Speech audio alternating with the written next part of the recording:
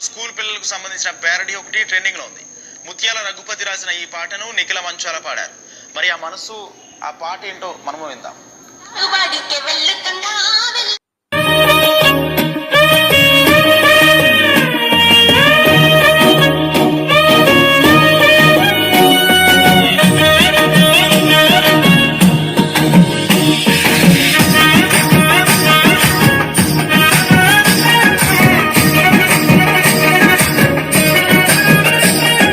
సర్కారు బాడికే వెళ్తున్నా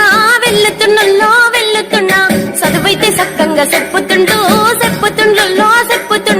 ఫీజుల బాధలు వదులుకున్నా స్వేచ్ఛగా గాలిని పీల్చుతున్నా